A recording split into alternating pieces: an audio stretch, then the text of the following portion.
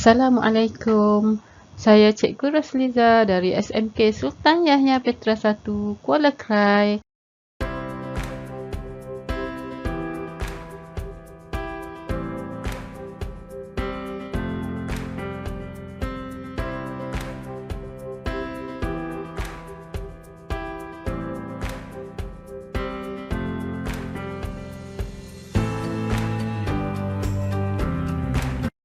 Kita akan sambung bab 7.0 aspek perundangan perniagaan, iaitu di dalam bab ini mengandungi 7.1 undang-undang kontrak dan 7.2 kontrak jualan barang-barang.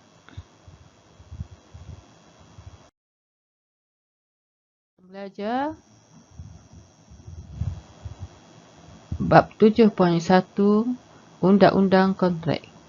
Jadi hasil pembelajaran kita pada hari ini ialah pelajar dapat menjelaskan elemen penerimaan, elemen penerimaan dalam kontrak.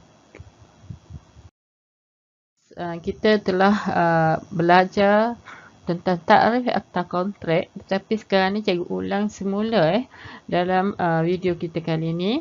Jadi tengok semula mengikut akta kontrak 1950 Seksyen 2H, kontrak ialah suatu perjanjian yang boleh dikuatkuasakan oleh undang-undang.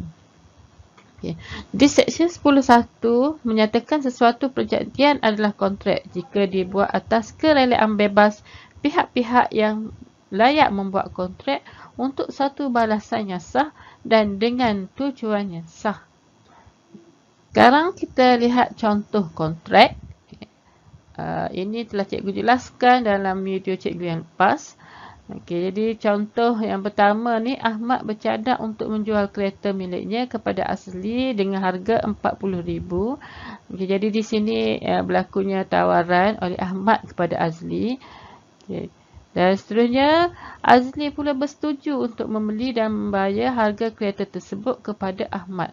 Okey, di sinilah contoh penerimaan.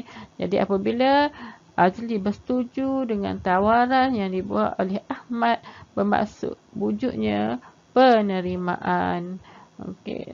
Dan seterusnya, apabila ada tawaran dan wujudnya penerimaan, maka di sini kalau kita lihat telah wujud kontrak antara Ahmad dan Azli. Okey. Dan sebagai ulang kaji daripada pelajaran kita yang lepas, sekali lagi cikgu tunjukkan elemen kontrak, okey, tawaran, penerimaan, balasan, niat, ketentuan dan keupayaan. Tetapi hari ini cikgu akan buat penerangan hanya untuk elemen kontrak penerimaan. Jadi kita tengok dulu apakah maksud penerimaan. Okey, menurut Seksyen 2B Akta Kontrak 1950, penerimaan berlaku apabila orang kepada sesiapa cadangan itu dibuat menyatakan persetujuan dengan cadangan itu, maka boleh dikatakan bahawa cadangan itu diterima. Sesuatu cadangan bila diterima adalah menjadi janji. Okay. Jadi penerimaan apabila seseorang memberi cadangan dan orang yang menerima cadangan menyatakan, membuat pernyataan menerima. Okay. Jadi bila sesuatu cadangan bila diterima, dia kata menjadi janji, maknanya menjadi satu kontrak. Okey. Apabila sesuatu pihak menerima cadangan dari pihak yang membuat tawaran ni, ringkasan kepada apa yang ada dalam Akta Kontrak 1950. Okey, kita boleh simpulkan apabila sesuatu pihak menerima cadangan dari pihak yang membuat tawaran, itu masuk kepada penerimaan. Dan penerimaan mestilah dibuat sementara tawaran masih terbuka. Bila tawaran tu masih terbuka, bolehlah penerimaan tu dibuat. Tapi apabila tawaran tu lah ditutup, okey, maka tidak lagi dianggap sebagai penerimaan. Walaupun dia menyatakan penerimaan, tetapi apabila telah tamat tawaran itu tertutup, maka tidak dianggap sebagai penerimaan. Okey, kita tengok contoh berikutnya. Okey, si A kata saya nak jual tanah seluas 1 ekar berharga 30,000 di Kuala Krai. Yang ni pula jawab, boleh, saya nak beli tanah tu. Harga tu memang berpatutan. Okey, jadi dalam kes ini kita lihat contoh penerimaan. Jadi yang pertama tawaran dan yang kedua ni penerimaan. Okay, jadi persetujuan jadi maksud lain kepada penerimaan ialah persetujuan yang telah dibuat oleh penerima tawaran kepada pembuat tawaran tentang cadangan yang dibuat oleh pembuat tawaran. Jadi penerimaan ini maknanya persetujuan oleh penerima tawaran tentang cadangan yang dibuat oleh pembuat tawaran. Okey, jadi seterusnya kita lihat elemen penting penerimaan. Okey, elemen penting penerimaan. Jadi ada beberapa elemen yang kita tengok. Yang pertama jelas, pasti dan tidak bersyarat. Penerimaan mesti jelas, pasti dan tidak bersyarat. Itu dalam seksyen 7A. Okey. Yang kedua dibuat secara biasa dan munasabah dalam seksyen 7B. Penerimaan mestilah dikomunikasikan seksyen 4. Dan yang keempat, penerimaan dalam jangka masa yang munasabah. Okey. Dan yang terakhir, yang kelima, penerimaan lengkap sebaik sahaja pembuat tawaran mengetahui dan menerimanya. Itu juga di dalam seksyen 4. Okey. Jadi seterusnya kita lihat apakah yang dimaksudkan oleh kelima-lima elemen penting penerimaan ini. Okey, jadi kita pergi kepada elemen yang pertama, jelas, pasti dan tidak bersyarat, seksyen 7A. Jadi maksud dia penerimaan harus menepati terma tawaran dan jika wujud penerimaan bersyarat, maka ia akan membatalkan tawaran asal dinamakan sebagai tawaran balas. Okay, jadi kita tengok contoh. Seterusnya kita lihat contoh tawaran balas. Okay. Jadi berdasarkan gambar ini, okay, dia kata saya nak tawarkan rumah tu dengan harga 300,000. Saya nak rumah tu tapi kurangkanlah sedikit lagi harganya. Okey, jadi dalam perbualan ini, dalam sesi tawaran ini, okey, kita dapati bahawa tawaran itu telah dijawab oleh penerima tetapi dengan syarat yang kedua. Ada syarat dalam jawapan ini. Dia kata dia nak, dia terima tawaran itu tapi dia minta kurangkan sedikit lagi harganya. Jadi kurangkan sedikit lagi harganya bermaksud dia menyatakan syarat, menawarkan syarat lain pula kepada rumah itu. Jadi ini yang kita anggap sebagai tawaran balas. Jadi menawarkan harga. Di sini dia tawarkan dengan syarat kalau dia nak beli rumah tu sekiranya harganya dikurangkan. Okey. Jadi kita lihat tawaran balas jika wujud penerimaan bersyarat maka ia akan membatalkan tawaran asal. Jadi tawaran asal oleh lelaki ini ditawarkan rumah dengan harga 300,000 tetapi disebabkan perempuan ini menyatakan syarat supaya dia nak beli rumah tu kalau harga ni dikurangkan, maka ini dah dianggap tawaran balas. Jadi dia automatik membatalkan tawaran yang asal. Okey. Jadi seterusnya kita lihat elemen berikutnya. Elemen penting yang kedua dalam penerimaan, bagi elemen penerimaan, elemen kontrak penerimaan, elemen pentingnya yang kedua ialah penerimaan mesti dibuat secara biasa dan munasabah. Jadi penerima tawaran dikehendaki membuat penerimaan dengan cara munasabah. Maksudnya cara yang biasalah, yang munasabah ni maknanya seperti secara lisan, secara bertulis. Dan kalau sekarang ni zaman sekarang secara email ataupun secara SMS. Itu yang cara munasabah untuk zaman sekarang lah. Okay. Jadi tetapi jika pembuat tawaran telah menyatakan cara penerimaan yang dikehendaki, maka penerima tawaran berkewajipan menunaikan cara tersebut. Okay. Jadi penerima tawaran, penerimaan sekiranya dinyatakan cara penerimaan, maka penerima tawaran mesti menggunakan cara yang telah ditetapkan. Contohnya, katakan pembuat tawaran menyatakan tawaran ini hendaklah dijawab dengan menggunakan surat rasmi dari yang berlogokan syarikat ke, jadi surat rasmi ke, ataupun secara email.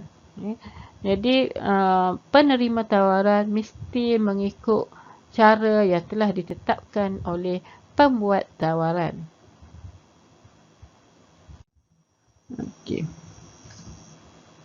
Yang ketiga, penerimaan mestilah dikomunikasikan.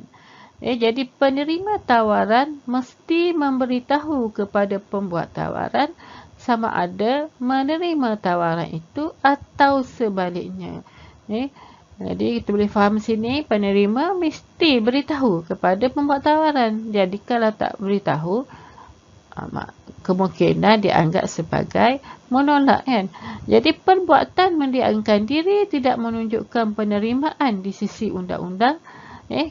Jadi berdiam diri senyap, tak jawab apa-apa. Jadi di sisi undang-undang dianggap tidak menunjukkan penerimaan kerana berdiam diri tidak dapat untuk melahirkan pertemuan minda yang menjadi asas hubungan kontrak. Jadi penerimaan dia kata boleh dibuat sama ada melalui telefon, lisan, SMS, email, fax. Jadi ada kita punya maklum balas terhadap tawaran yang diberi dengan menggunakan media-media ni lah. Kalau berada di tempat yang berjauhan, kalau berada di tempat yang sama, boleh secara lisan. Okey. Dan yang keempat, elemen penting dalam penerimaan. Penerimaan mesti dilakukan dalam jangka masa yang munasabah. Jadi sesuatu kontrak tidak akan terbuka selama-lamanya. Jadi ada jangka masa yang munasabah. Maknanya tidaklah sampai setahun baru kita nak buat jawapan. Tak logik dah tu, tidak munasabah. Paling-paling pun biasanya dalam masa sebulan ke. Kalau masa 3 bulan tu pun kita boleh anggap sebagai jangka masa yang kurang munasabah dengan sesuatu tawaran. Kecuali jika masa untuk penerimaan ditetapkan dalam tempoh tertentu. Jadi kita lihat dalam Akta 1950 Seksyen 9A, sesuatu tawaran tidak akan luput jika penerimaan akan dikomunikasikan dalam sesuatu masa, dalam masa yang munasabah. Jadi tidak akan luput kalau dikomunikasikan dalam masa yang munasabah. Tapi tawaran tu mungkin luput jika dikomunikasikan dalam masa yang tidak munasabah. Okey. Tak munasabah lah tawaran pada hari ini. Setahun baru nak jawab, maka tu tidak munasabah. 6 bulan pun tidak munasabah. Kecuali dinyatakan masa untuk penerimaan tu ditetapkan oleh pembuat tawaran. Kalau dia kata dah masa 6 bulan, saya bagi masa 6 bulan. Jadi dia bagi masa 6 bulan untuk jawab. Okeylah 6 bulan. Walaupun kita rasa tak munasabah 6 bulan. Tapi kalau dinyatakan tak ada masalah. Jadi penerimaan dalam jangka masa yang munasabah. Okey. Yang kelima, penerimaan lengkap sebaik sahaja pembuat tawaran mengetahui dan menerimanya. Jadi, sekiranya penerimaan tersebut tidak sampai kepada pengetahuan pembuat tawaran, sama ada dia sendiri tidak memberitahu akan penerimanya ataupun sudah diberitahu tetapi tidak sampai pemberitahuan tersebut kepada pembuat tawaran. Jadi bila dia dah beritahu tapi tak sampai kepada pembuat tawaran, mungkin dia dah hantar surat tapi surat tak sampai. Okey. Maknanya penerimaan tu tak lengkap. Penerimaan tersebut adalah tidak lengkap. Okey. Jadi dia sendiri tidak memberitahu akan penerimaannya, memanglah tak lengkap lah. Sudah beritahu tapi tidak sampai kepada pembuat tawaran. Jadi ada beberapa pengecualian terhadap jenis penerimaan yang boleh kita tidak komunikasikan. Jadi penerimaan tadi perlu dikomunikasikan, tetapi ada pengecualiannya, iaitu jenis penerimaan yang tidak perlu dikomunikasikan. Okey, yang pertamanya dengan penerimaan dengan penunaian syarat. Okey, jadi section 8 dia kata kontrak unilateral, iaitu tawaran yang ditujukan kepada orang ramai dan penerimaan lengkap sebaik sahaja penerima tawaran telah melaksanakan syarat-syarat tawaran tersebut. Okay. Jadi maknanya penerimaan dengan penunaian syarat. Jadi tawaran ditujukan kepada orang ramai dan dia tunaikan syarat-syarat tersebut, maka kita pelaksanaan contohnya buat kerja. Jadi dia ditawarkan untuk buat sesuatu kerja dan dia buat kerja tersebut, maknanya dia anggap sebagai penerimaan.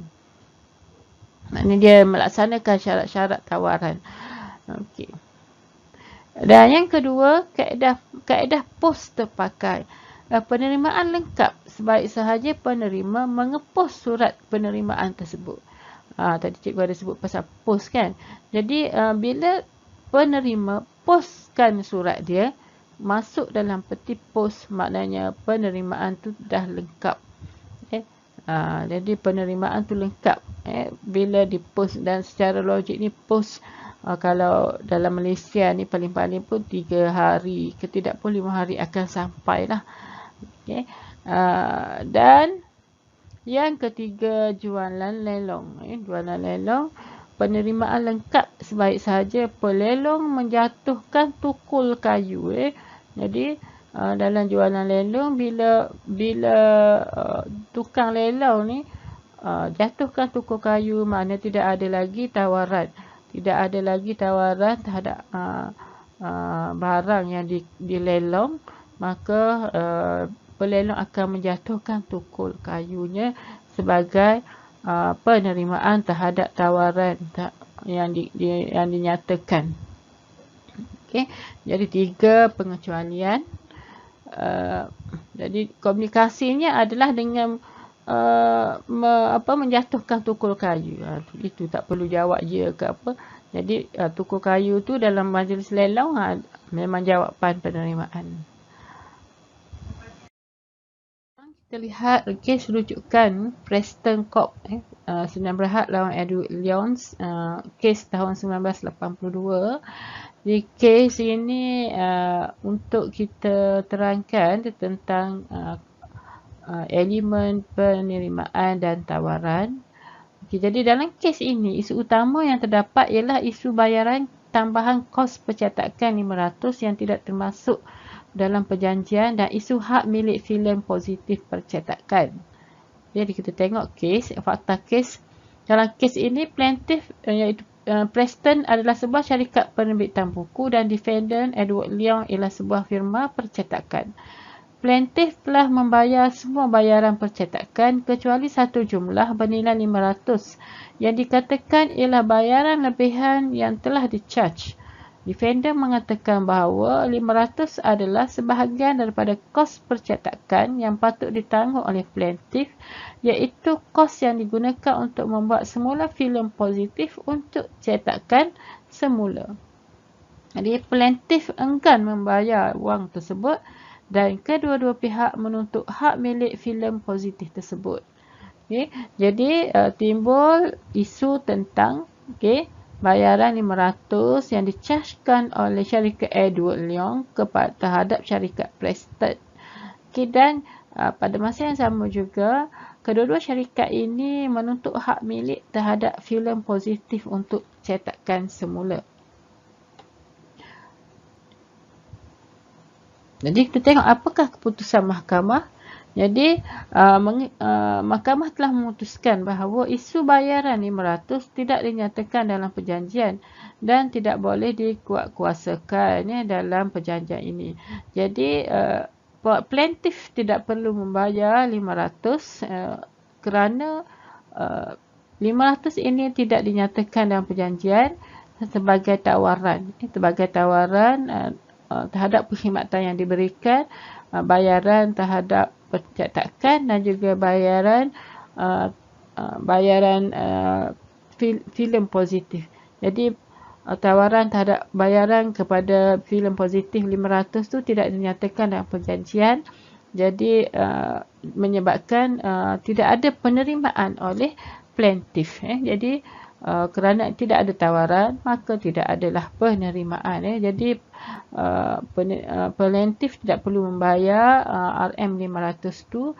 Dan bagi hak milik pula, hak milik filem positif tadi pula, kedua-dua pihak perlu mengemukakan bukti. Jadi pihak mahkamah meminta kedua-dua belah pihak, sama ada plaintiff atau defender iaitu syarikat Preston atau Edward Leong, perlu menunjukkan bukti hak milik terhadap filem positif tersebut. Okey, jadi kaitannya dengan penerimaan. Jadi plaintiff tidak melakukan penerimaan atas tawaran oleh syarikat Edward Leong bagi cas yang bernilai 500 untuk membuat semula filem positif. Jadi bila tidak ada tawaran, automatik di sini plaintiff tidak membuat penerimaan. Jadi walaupun barang itu telah dibuat oleh syarikat Edward Leong, tetapi dia tidak ditawarkan dalam kontrak yang sebelum ini. Jadi seterusnya kita pergi kepada teknik menjawab soalan. Kita lihat contoh-contoh soalan peperiksaan. Okey, jadi kita lihat kepada soalan yang pertama. Nyatakan 5 elemen penting penerimaan mengikut akta kontrak. Jadi kita lihat nyatakan. Kata tugasnya ialah nyatakan dan kata kunci dia ialah elemen penting penerimaan. Jadi kita kena lihat di sini, kerana dalam soalan elemen penting ada elemen penting penawaran, tawaran, ada elemen penting penerimaan. Kalau dalam elemen balasan pun ada elemen penting. Jadi di sini dia nak elemen penting penerimaan.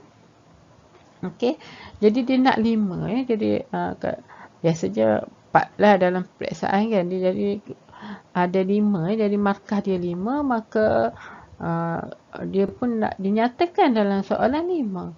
Markahnya 5. Jadi soalan nyatakan tidak perlukan huraian. Okey, kita tengok balik apa yang kita dah belajar tadi.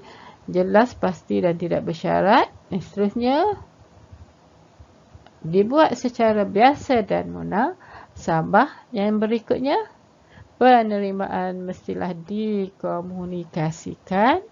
Okey, seterusnya apa lagi? Yang keempat, penerimaan dalam jangka masa yang munasabah. Seterusnya, penerimaan lengkap sebaik sahaja pembuat tawaran mengetahui dan menerimanya. Jadi ada 5. Tak perlu huraikan. Jadi section-section ni perlu masukkan ke? Tak perlulah, kecuali dinyatakan. Jadi tak perlu, kita hanya untuk peperiksaan ni cukup dengan menyatakan yang fakta ni sahaja. Fakta ni sahaja. Kalau ingat, tulislah. Kalau kita ingat section, tulis. Tapi tak apa, tak perlu tulis dalam peperiksaan. Okey, kita pergi kepada soalan berikutnya. Okey, soalan yang kedua. Huraikan 2 elemen penting penerimaan mengikut Akta Kontrak 1952. Jadi di sini kata tugasnya ialah huraikan. Okey, dan arahannya dia nak 2 sahaja elemen penting penerimaan. Jadi tadi ada berapa elemen penting penerimaan? Ada 5 kan? Okey. Jadi dia nak 2 sahaja, tak perlulah beri banyak-banyak. beri 2 sahaja. Kita tengok contoh jawapan. Okey, 2 elemen penting penerimaan mengikut akta kontrak. Okey, yang pertama, jelas, pasti dan tidak bersyarat. Okey, ini optional lah. Kalau section 7A ni, kalau pelajar nak tulis pun boleh, tak tulis pun boleh. Okey, penerimaan harus menepati terma tawaran dan jika wujud penerimaan bersyarat, maka ia akan membatalkan tawaran asal dinamakan tawaran balas. Jadi, penerimaan harus menepati terma tawaran ataupun penerimaan harus menepati syarat dalam tawaran. Jadi, jika wujud penerimaan bersyarat, maka ia akan membatalkan tawaran asal. Setakat tu pun okey dah. Itu dah memberi maksud. Okay. Dan seterusnya jawapan yang kedua, kita lihat penerimaan dalam jangka masa yang munasabah. Jadi sesuatu tawaran akan luput jika tidak dikomunikasikan dalam tempoh masa yang munasabah atau dalam jangka masa yang ditetapkan oleh pembuat tawaran. Jadi ini huraian. Jadi kita kena ada huraian untuk setiap fakta. Jadi kalau pelajar hanya nyatakan fakta saja, baru 2 markah lah. Ataupun kalau pelajar nyatakan 5 fakta, tetap dapat 2 markah. Sebab dia hanya nak 2 elemen. Kalau pelajar bagi 5 elemen pun markahnya tetap 2. Jadi sebab walaupun dia nak dia ada 4 markah, tetapi fakta 1, huraian 1. Jadi kalau pelajar memberi 5 fakta pun tetap dapat 2 markah sahaja kerana tiada huraian. Kita pergi kepada soalan yang terakhir. Jelaskan 2 elemen penting penerimaan mengikut akta kontrak. Jadi kata tugas di sini ialah jelaskan. Tadi sebelum ni 2 soalan. Yang pertama nyatakan, yang kedua huraikan dan sekarang ni ialah jelaskan. Okey, dan arahan dia nak 2 elemen sama juga dengan soalan yang sebelum ini. Tetapi markahnya 6 markah. Bila 6 markah, maknanya jawapan tu lebih panjang lah sebelum soalan huraikan. Jadi kita tengok contoh jawapan. Yang pertama kita dah ada intro, 2 elemen penting penerimaan. Kita salin saja daripada soalan ni.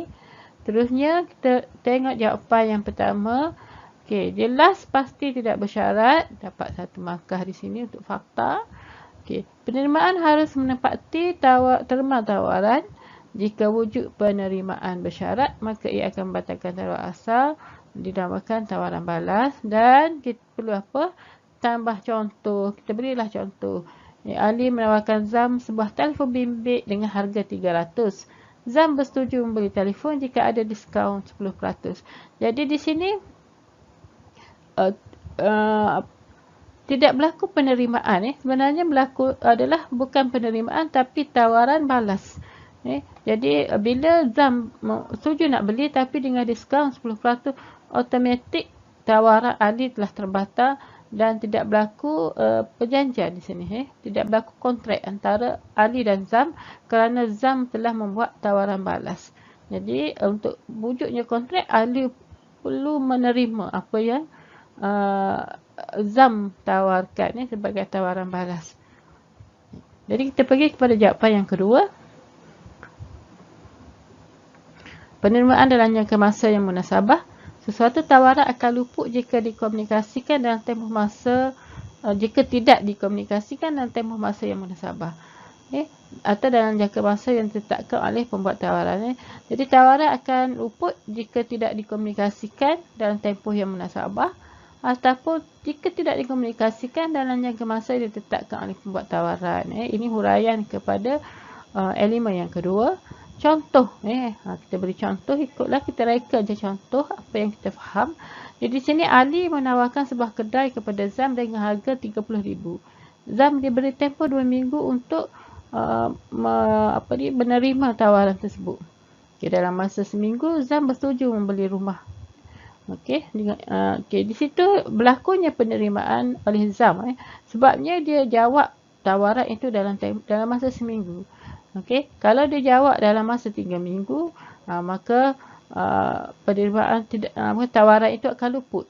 Tapi dia jawab dalam masa yang lebih awal, seminggu, maka di sini berlakulah penerimaan oleh Zam. Jadi wujudnya kontrak antara Ali dan Zam.